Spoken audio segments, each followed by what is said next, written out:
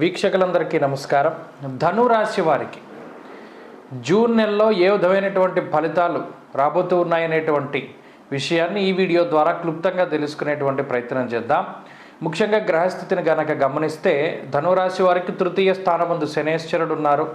చతుర్థ స్థానమందు రాహు, అర్ధాష్టమ రాహువుగా ఆయన ఫలితాన్ని ఇస్తూ ఉన్నారు. అయితే గత మాసంతో పోల్చుకుంటే ఈ మాసంలో అర్ధాష్టమ కుజుని యొక్క దోషం తొలగిపోయినది. ఇది ఒక మంచి విషయంగా చెప్పుకోవచ్చు. జూన్ 1వ తారీఖు నుండి కుజుడు 5వ స్థానంలో సంచరిస్తూ ఉన్నారు. పంచమంలో కుజుడు, షష్ఠ స్థానమందు రవి, గురుల యొక్క సంచారం, అలాగే బుధ శుక్రుల యొక్క సంచారం ఉంటుంది. 15వ తారీఖు జూన్ దాటిన తర్వాత రవి 7వ స్థానంలోకి, శుక్ర బుధ గ్రహాలతో కలిపి ఆయన 7వ స్థానంలోకి వస్తారు. ఇది క్లుప్తంగా ఉన్నటువంటి గ్రహస్థితి. దశమ కేంద్రంలో కేతు ఉన్నారు. అయితే ఏ గ్రహం అనుకూలం, ఏ గ్రహం ప్రతికూలం అనేటువంటి విషయాన్ని గనక చూస్తే తృతీయ స్థానంలో ఉండేటువంటి శనేశ్వరుడు అనుకూలించేటువంటి గ్రహంగా ఉన్నారు. షష్ఠ స్థానంలో ఉన్నటువంటి రవిగ్రహం అనుకూలించేటువంటి గ్రహంగా ఉన్నారు. మిగతా బుధుడు శుక్రగ్రహాల తాలూకు స్థితిగతులను పరిశీలనలో మనం పెట్టుకుని మొట్టమొదటిగా ఆర్థికపరమైనటువంటి విషయాలు ఈ ధనురాశి వారికి ఈ మాసంలో జూన్ నెలలో ఆర్థికంగా ఏ విధంగా ఉంటుంది అంటే ఇది సామాన్యమైనటువంటి స్థితిని సూచిస్తూ ఉన్నది. కారణం ఏంటి అంటే తృతీయ స్థానమందు శనేశ్వరుడు యోగిస్తూ ఉన్న కారణం చేత క్రూరో బలి చేదృతే ఉపజయ స్థానాల్లో శనేశ్వరుడు చాలా యోగదాయకమైనటువంటి ఫలితాన్ని ఇస్తారు. మరీ ముఖ్యంగా తృతీయ స్థానంలో ఇది చాలా మంచి స్థితి. అనగా ఆర్థికంగా కొన్ని ప్రత్యేకమైనటువంటి పరిస్థితుల్ని ఆయన సృష్టిస్తూ ఉంటారు. ఆర్థిక ఇబ్బందులు వచ్చినా కూడా వాటిని దాటగలిగేటువంటి విధంగా, సాహసోపేతమైనటువంటి నిర్ణయాలు తీసుకునేటువంటి విధంగా శనేశ్వరుడు ఎక్కువగా ప్రేరేపిస్తూ ఉంటారు. అయితే మాసం ప్రారంభంలో షష్ఠ రవి కూడా ఉన్నారు కాబట్టి షష్ఠేరవౌ సుసౌఖ్యాదిన్ యత్ర కార్యార్థ సాధనం అంటూ ఉన్నది శాస్త్రం. అనగా ఇటు శనేశ్వరుడు రవి తాలూకు శుభ ఫలితాల వల్ల ఆర్థిక పరిస్థితులు అయితే మెరుగ్గానే కనబడుతూ ఉన్నాయి. అంత ఆర్థిక లోటు అయితే ఈ మాసంలో ఈ రాశి వారికి కనబడడం లేదు. కానీ ఇక్కడ వచ్చేటువంటి ఆదాయం బాగుంది అని చెప్తున్నాం. మరి ఖర్చు షష్ఠగురుడు ఉన్నప్పుడు కొంత ఖర్చులు అధికంగా ఉంటాయి. మరీ ముఖ్యంగా స్వజనే కలహస్తద అన్నారు. సొంత బంధువులు, సొంత మిత్రులు, కుటుంబస్తుల దగ్గర నుండి సహకారం లభించక కొన్ని సందర్భాల్లో కొంత ధనాన్ని నష్టపోయేటువంటి పరిస్థితి, కొంత అధికంగా ధనాన్ని ఖర్చు పెట్టేటువంటి పరిస్థితులకి ఈ గ్రహస్థితి కారణమవుతుంది. కాబట్టి ఇక్కడ ఆదాయం బాగుంది, దానికి తగ్గట్టుగానే ఖర్చు కూడా కనబడుతూ ఉన్నది. కాబట్టి సాధారణమైనటువంటి ఆర్థిక స్థితి అని మనం చెప్పవచ్చును. ఇక రెండవది ఆరోగ్యపరమైనటువంటి విషయాలు. తృతీయంలో శని ఉండగా భయపడాల్సిన పని ఉండదు. ఎందుకంటే అష్టమాత అష్టమం తృతీయం, అష్టమం ఆయుస్థానం అయితే అష్టమాత అష్టమం తృతీయం. కాబట్టి ఆయన బలంగా ఉన్నంతసేపు ఆరోగ్యపరంగా అయితే ఇబ్బందులు రావు. ఒకవేళ ఈ షష్ఠగురుడు వల్ల మిగతా గ్రహాల వల్ల ఏమైనా ఇబ్బందులు వచ్చినా, ప్రత్యేకించి చతుర్థంలో ఉన్న రాహు వల్ల ఏదైనా సమస్య వచ్చినా కూడా వాటి నుండి బయటపడడానికి శని అవకాశాన్ని కల్పిస్తారు. కాబట్టి ఇక్కడ పాజిబిలిటీ ఉంది ఏదైనా ఇబ్బంది వచ్చినా బయటపడడానికి. అయితే ఇబ్బంది వస్తుందా రాదా కొన్ని సందర్భాల్లో రావచ్చు, ఎందుకంటే అవకాశం ఉంది దానికి కూడా. కాబట్టి ఇక్కడ భయపడే పరిస్థితులు లేవు. స్వయంకృత అపరాధాలు ఏమైనా చేస్తే, అంటే ఏదైనా బండి మీద వెళ్ళేటప్పుడు 40లో కాకుండా 80లో వెళ్ళి పడిపోతే దానికి మనం ఏం చేయలేం. కానీ స్వయంకృత అపరాధాల వల్ల అయితే మనం ఏం చెప్పలేం. కానీ గ్రహస్థితి అయితే ఏ విధంగానూ పాడు చేసేటువంటి విధంగా లేదు. ఆ విషయాన్ని దృష్టిలో పెట్టుకోవాలి.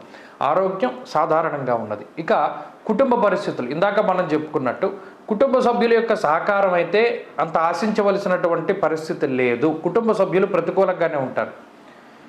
మీరు ఓ పని చేయొద్దన్నారనుకో వాళ్ళు అదే పని చేస్తారు, లేదా వాళ్ళు ఈ పని చేయొద్దంటే మీరు అదే పని చేయవలసి వస్తుంది. అక్కడ విషయం అది. మీరు కావాలని చేయరు, కుటుంబ సభ్యులను బాధ పెట్టాలని రివెంజ్గా పనులు చేయరు. కానీ వారు ఇది పని చెయ్యొద్దు అని చెప్పినప్పుడు ఆ పని చేయవలసినటువంటి పరిస్థితి మీకు ఏర్పడుతుంది. దానివల్ల సమస్యలు వస్తాయి. అది వారికి చెప్పినా వారికి అర్థం కాదు. దీనివల్ల మనస్తత్వ భేదాలు, కుటుంబంలో అయితే అంత సామరస్య ధోరణి అనేటువంటిది ఉండదు. అది ఒక విషయం. ఇక ఉద్యోగపరమైనటువంటి విషయాలను చూసినప్పుడు ఉద్యోగం సానుకూలంగా ఉంటుంది. ఉద్యోగంలో కొన్ని ఒడిదుడుకులు ఉంటాయి. ఉన్నప్పటికీ కూడా అంటే పై అధికారులతోటి సమస్యలో, లేదా తోటి ఉద్యోగస్తులతోటి కొత్త సమస్యలో, లేదా పని ఒత్తిడి, పని వేళల వల్ల వచ్చేటువంటి సమస్యలో, కొన్ని సందర్భాల్లో శరీరం సహకరించకో ఏవో రకమైనటువంటి సమస్యలు ఉన్నప్పటికీ వాటిని అధిగమించగలుగుతారు.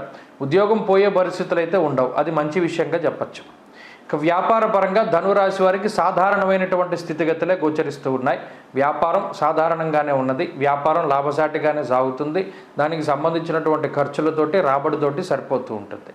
ఇక విద్యార్థులకి కాలం అనుకూలంగా ఉన్నది. ప్రత్యేకించి దూర విద్య, విదేశీ విద్య, పోటీ పరీక్షలు ఇటువంటి వాటిల్లో ఎవరైతే ముందుకు వెళుతూ ఉన్నారో వారికి ఈ గ్రహస్థితి చాలా సానుకూలంగా ఉంటుంది.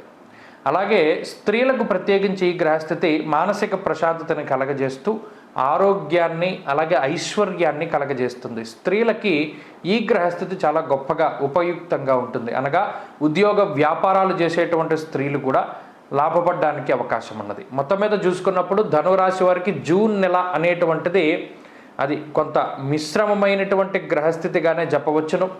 ఇది అంత మంచి అని చెప్పలేము, అలాగనే చెడు అని కూడా చెప్పలేము. ఇది రెండింటి మిశ్రమమైనటువంటి ధోరణిలో ఉంటుంది. ప్రత్యేకించి జూన్ 15 దాటిన తర్వాత సప్తమ స్థానంలోకి రవి, శుక్ర, బుధ గ్రహాల యొక్క సంచారం ప్రారంభమవుతుంది. అందువల్ల దీన్ని 2 రకాలుగా విడగొట్టుకోవాలి. 15కి ముందు శుభ ఫలితాలు, 15 తర్వాత ఇబ్బంది పెట్టేటువంటి ఫలితాలు. అందుకని ఏదైనా పనులు ముఖ్యమైనటువంటివి ఉంటే 15వ తారీఖు లోపులోనే పూర్తి చేసుకోవాలి. 15 తర్వాత ఏమవుతుంది? సామంత జన విద్వేష దారాపీడా సుతామయం.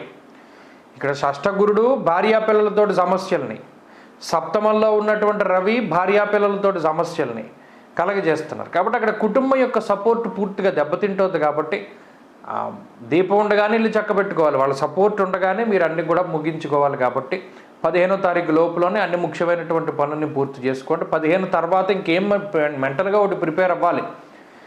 ఎవరో సహాయం చేయరు, ఏ పని చేసినా మీరే చేసుకోవాలి అనేటువంటి ధోరణిలో ముందుకు వెళితే మాత్రం గ్రహస్థితి అనుకూలంగానే ఉంటుంది. స్వయంకృతాపరాధాలు చేయకండి. జోదము, బెట్టింగులు ఇటువంటి వాటి జోలికి వెళ్ళకండి. దానివల్ల ఆదాయం బాగుంటుంది. వాటి జోలికి వెళ్లకుండా ఉంటే మీ ఆదాయం మీకు మిగులుతుంది అని అర్థం. ఇక ఈ మాసంలో ఏ విధమైన పరిహారం ఆచరిస్తే ఇంకా మెరుగైన ఫలితాలు వస్తాయి అంటే ప్రత్యేకించి రాహుకి సంబంధించిందే ఆచరించాలి. ఎందుకంటే అర్ధాష్టమ రాహు, ప్రత్యేకించి ఈ సంకల్పం చెప్పుకోవాలి ప్రతిరోజు. మమ చంద్రలగ్నవశాత్తు అర్ధాష్టమ రాహు దోష నివారణార్థం అనేటువంటి సంకల్పం చెప్పుకొని మీరు ఒక స్తోత్రం చదివినా, ఒక హోమం చేసినా, ఒక దానం చేసినా, ఏం చేసినా ఆ సంకల్పం చెప్పుకుని చేస్తే ఆ దోషం నివారణ అవుతుంది. ప్రత్యేకించి రాహువుకి సంబంధించినంత వరకు అమ్మవారి ఆరాధన చాలా మంచిది.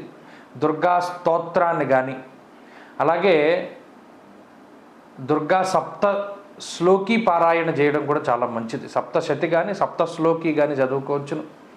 దేవీ ఖడ్గమాల అయితే ప్రతిరోజు చదువుకుంటే మంచిది. శుక్రవారం నాడు క్రమం తప్పకుండా దేవీ ఖడ్గమాల స్తోత్రంతో పాటుగా లలితా సహస్రనామాన్ని కూడా చదవగలిగితే మంచి ఫలితాలు సంప్రాప్తమవుతాయి. స్వస్తి.